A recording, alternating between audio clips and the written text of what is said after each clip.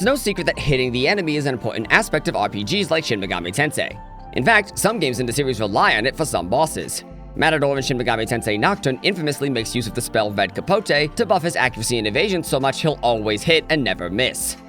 But SMT Vengeance plays things quite differently, giving you many different ways to increase your accuracy or evasion, even going so far as to give the main character a skill that forces the next attack used on him to miss.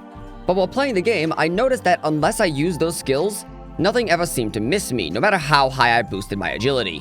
So I decided to ask the question, how much do stats actually affect accuracy? Is it all just buffs and debuffs again, like in Nocturne? How does accuracy actually work? Before we begin, big shoutouts to CTOBN. He's the one who figured all this information out and made it available on a Steam community post. He's also let me pepper him with questions about this game's math, as well as the math of other SMT games as well. If you're interested in seeing the math for those games, be sure to like and subscribe, and consider becoming a member. Not only will you get access to our videos early, but it lets us know what kind of content you like to see. Getting back on topic, if you've seen my other videos on the formulas of SMT Vengeance, you'll know that all formulas start with a root, and accuracy is no exception. In this case, it's actually a skill contest, comparing the attacker and defender's stats. The root is equal to triple the attacker's agility plus their luck plus 20, divided by the exact same, but for the defender. This means that every point in agility is equal to 3 in luck, but it does mean that points you put into luck to boost your critical hit rate will help you land that critical hit as well.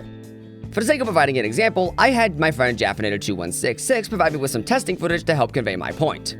In this example, he's playing on the game's New Game Plus Godborn difficulty and fighting a group of 3 bugs.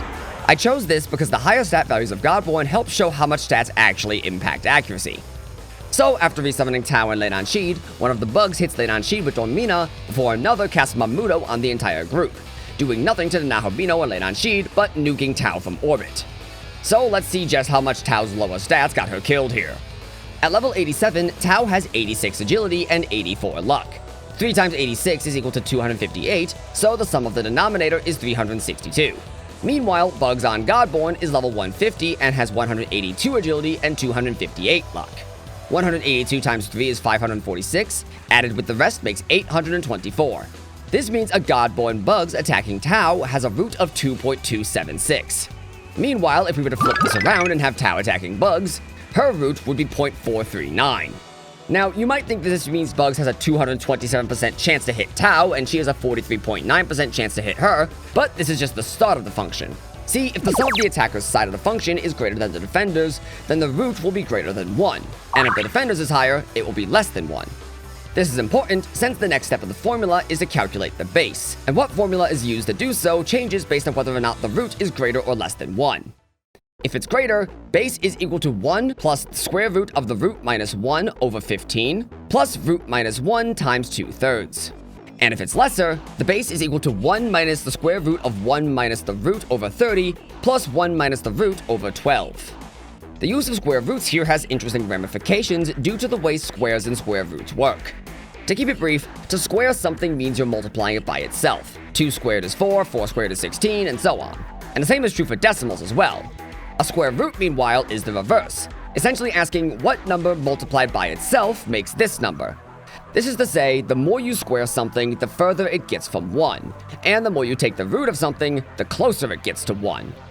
To demonstrate the effects of this, let's return to our Tau Bugs example. Plugging our numbers for Bugs attacking Tau in, we get base is equal to 1 plus the square root of 2.276 minus 1 over 15, plus 2.276 minus 1 times 2/3. 2.276 minus 1 is equal to 1.276, and the square root of that is 1.1297. So we get 1 plus 1.1297 over 15 plus 1.276 times 2/3. This is equal to 1 plus 0.0753 plus 0.8508. All this together is 1.9261. Compare this to Tau hitting Bugs, the base is equal to 1 minus the square root of 1 minus 0.439 over 30, plus 1 minus 0.439 over 12. 1 minus 0.439 is equal to 0.561, and the square root of that is 0.748. So the base is equal to 1 minus 0.748 over 30, plus 0.561 over 12. We can simplify both the fractions down to 0.02495 plus 0.04672, which added together is equal to 0.07168. 1 minus that is equal to roughly 0.9283. Due to the use of square roots here, the square root prevents accuracy from becoming too low. In fact, even if the attacker had only 1 point in both agility and luck, and the defender had 999 in both stats, the base would only go down to roughly 0.884, effectively meaning the attack still has a rough 88% chance to hit, before any modifiers are applied. This single thing, 2 simple square roots, have the most impact upon the accuracy formula of SMT Vengeance, and the game is built with it in mind. They effectively act as a fence built around both sides of the field, preventing the hit and dodge chances of either side from swinging too far in either direction. No matter how high your agility is, unless you use buffs and debuffs, the enemies are most likely going to hit you. Once the base is calculated, most of the legwork is actually done. It's at this point the game starts multiplying various modifiers into the base in order to determine what the true hit rate of the attack is. But the example with Bugs and Tau actually has very little going on after the base is calculated. So let's pull up a different video from Jaffinator. In this example, Jaff has a party consisting of Ippon Datara, Mermaid, and an Oni that has just cast Talk. After getting hit by a Jack Aguilar from one of the Jack-o'-lanterns, the other uses Mirage, hitting everyone but missing the Oni. We'll speed through the early stuff real fast. The root is equal to 19 times 3 plus 18 plus 20 over 17 times 3 plus 21 plus 20. This is equal to 57 plus 38 over 51 plus 41, which is equal to 95 over 92, or roughly 1.0326. Since the root is greater than 1, the base is equal to 1 plus the square root of 1.0326 minus 1 over 15, plus 1.0326 minus 1 times 2/3. This becomes 1 plus the square root of 0.0326 over 15, plus 0.0326 times 2/3. Then we get 1 plus 0.18058 over 15, plus 0.02174. The fraction simplifies down to 0.01204, and the final sum is 1.034. That took me so long to say correctly. We then multiply the base by several different modifiers, starting with the skill's hit rate. For most skills, this is 98%, with low accuracy moves like Myriad Slashes having a 50% hit rate instead. Though there are some unique exceptions. Frenzy, a unique attack used by exclusively the boss fight version of Hydra, has an 88% hit rate. While the basic attacks of every other character in the game have 98% accuracy, the Nahobino instead has 100% accuracy with his basic attack. Notably, it is the only attack in the entire game that has 100% base accuracy. Most likely the base accuracy for attacks was going to be 100, but it was changed at some point to 98, and Atlas forgot to change it for the player. Both of Lucifer's Falling Stars, as well as his Morning Star, have a 178% base hit rate. Odin's Gungnir, Zeus's Karanos, Trucifer's Frey Kugel and Deadly Fury, and Nahobino Nua's Rising Storm Dragon all have a 118% hit rate. And many, but not all, of the unique attacks in the game have a 108% base hit rate.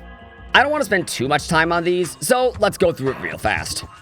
Fire of Sinai, Mechanu and Terrorblade, Pestilence, God's Bow, Hellburner, Gyre Rage, Deadly Fury, Deathlust, Dreadful Gleam, Sonic Boom, Zero Speed, Javelin, Rain, Purgatorium! Gotta catch 'em all, gotta catch 'em all! Gotta catch 'em all, gotta catch 'em all! Impetus, Head Crush, Astral Sate, Spike Slash, Violet Rage, Fallen Destroyer, Pantis Bane, Hell Exhaust, Madness Glint Handava, Magma Access, Panamotic, Crush, Andalusia!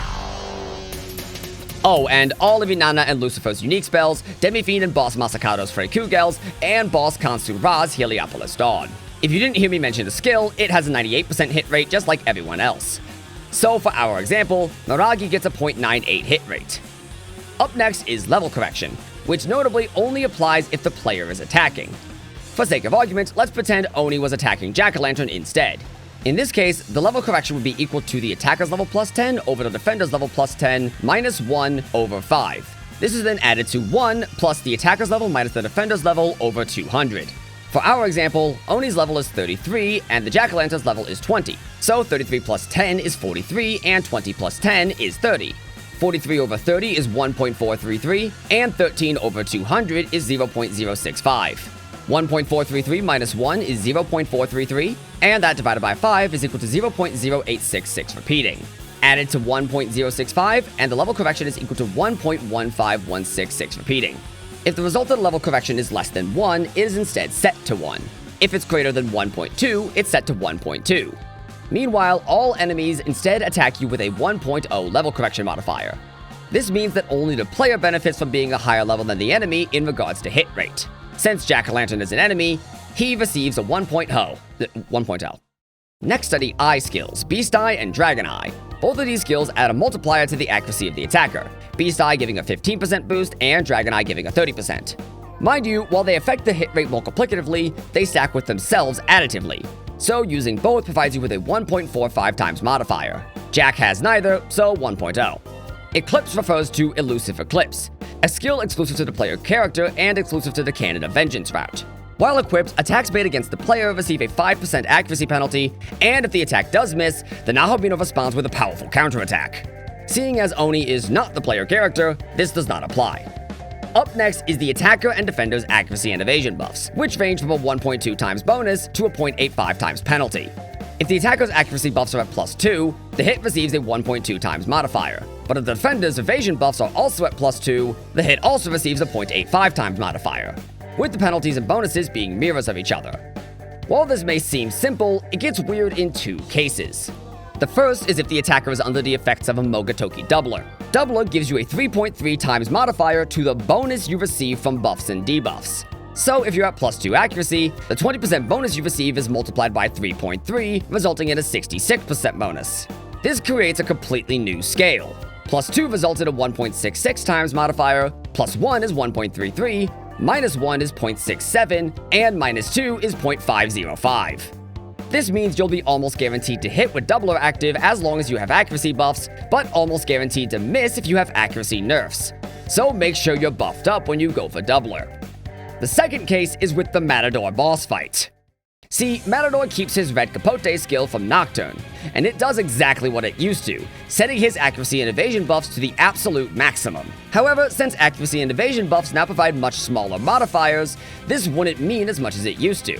To combat this, Atlas gave the boss fight version of Matador a special version of Red Capote. While both the player and boss fight versions do maximize Matador's accuracy and evasion, the boss fight version also applies Effect 44, which increases his modifiers by 0.5. This means his attacks receive a 70% bonus to hit, and your attacks on him receive a 65% penalty.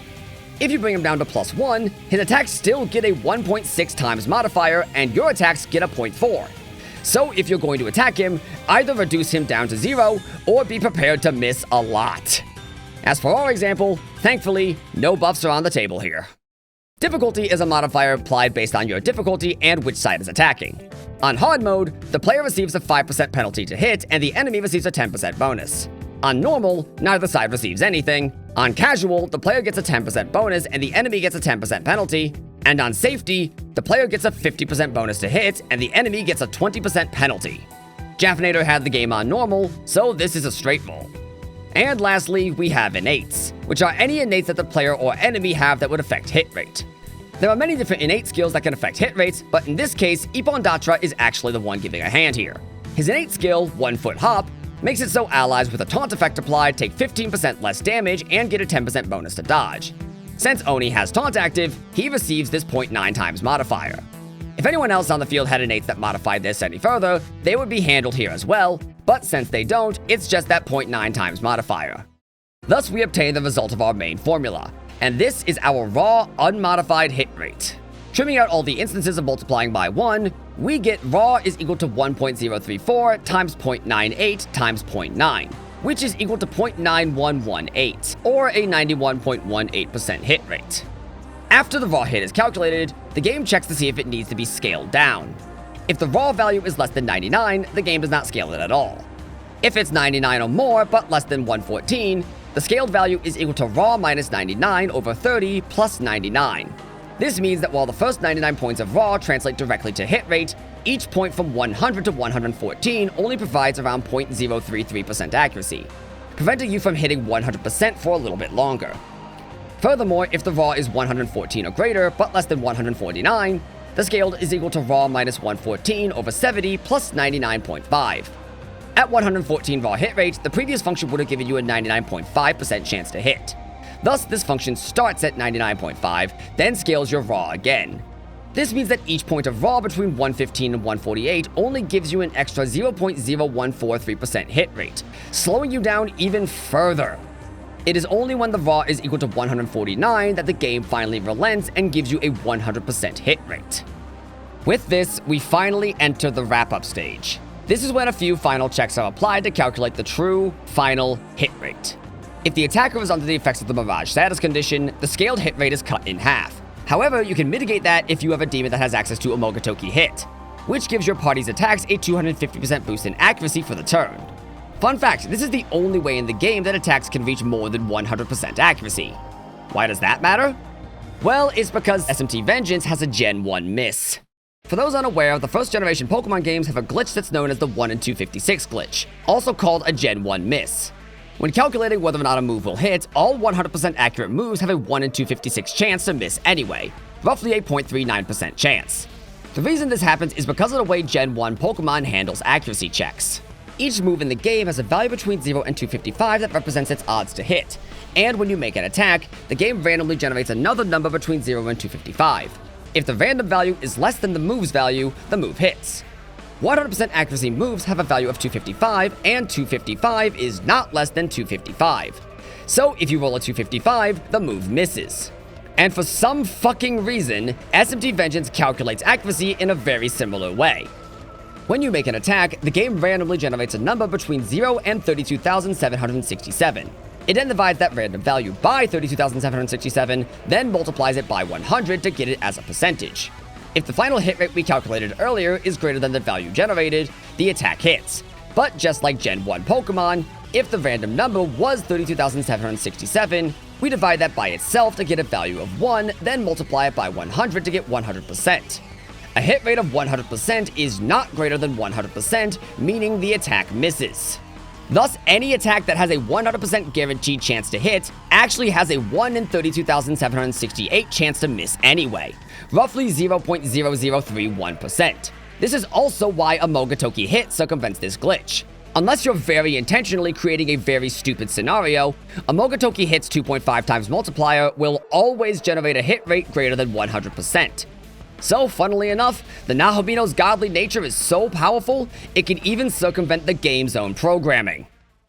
After the game has tried to glitch out a miss, it checks for any other situations where accuracy wouldn't matter, with the following priority. If the defender is under the effects of the Nahobino exclusive skill Luminescent Mirage, the attack will always miss and the effect is consumed. If the defender nulls, repels, or drains an attack, the attack always hits, but the damage is negated in the appropriate way. Note, Luminescent Mirage takes priority over this, allowing you to dodge attacks you would otherwise not have needed to, so keep that in mind. If the attacker has critical aura applied, and the attack is either physical element or strength-based, the attack will always hit and the effect is dispelled. If the defender is asleep, confused, or charmed, the attack will always hit. If the attacker has the Warrior Trainer innate, while an ally with the Surrogate Guardhound innate is on the field, and the attacker is using a skill with positive potential, the attack will always hit. Unless you've modded the game, this only applies to Skahak attacking with physical or force moves, while an allied Kahulin is on the field. If the skill has a 255% base hit rate, the attack will always hit, ignoring previous calculations. Functionally, this just allows Magatsuhi skills, buffs and debuffs, healing skills, and any flavor skills to miss, such as stuff like the Fiends calling in allies or the enemies gathering Magatsuhi. But it is also used for Kakulin's gay bulk. If the defender has the Tablet of Destinies innate and is weak to the attack will always hit. Without modding, this only applies to Anzu getting hit by force attacks. Though, fun fact, guarding does not make Anzu not weak to force, it just negates the weakness when calculating damage. So he will always get hit by force even if he's guarding. And that is everything. It's kinda interesting to see just how much accuracy has grown and changed over the years in SMT. Even just going back to 2003, SMT Nocturne let you all but invalidate a fight if you buffed and debuffed enough. Now, Vengeance makes it almost impossible to miss, while also making it more difficult to guarantee that you will hit. On the one hand, the more modern approach lessens the odds that you'll get scammed by accuracy buffs and debuffs, aside from the Matador fight, but also ensures that you won't be able to do the same to the enemies. Sure, that prevents you from cheesing fights with dodge strats, but it does limit some amount of player freedom. Meanwhile, fights in earlier games give you the freedom to do some straight-up insane strategies, but can also result in you getting steamrolled because the enemy just rolled better than you and you get to suck it. The sword cuts both ways. I'd be interested to know what system you prefer. Do you prefer a system that breaks more easily but is willing to be unfair to the player? Or do you prefer a more refined system that keeps the playing field even? Let me know in the comments below, and let me know what formulas or statistics you'd like to see get covered in the future. As always, thank you for watching, and I'll see you in the next one. Ta-ta! Special thanks to Patreon backers including Min Kwantai, Ash, Trekker96, Kirara, Gracemi, Hound, and Sokekan. And to YouTube members Dawn Shimmer, Axel Ryman, Ryoko Strifer, 0132132, Fabrizio Pignataro, Oplin2, Not D Wadler, Javanator2166, Pika the Wumpus, Hunter Regal, Shadowcoin, Ray the Shame, Platinum, Agwith Dragonflame, Kibo, and Nep Dimension Bun. If you enjoyed this video, it would mean a lot if you considered subscribing to the channel, as well as our Clips channel, where we post clips of our streams for those who prefer them to watching entire VODs. Thank you guys so much for your support, and I'll see you in the next one. Here is my custom shoutout of the video.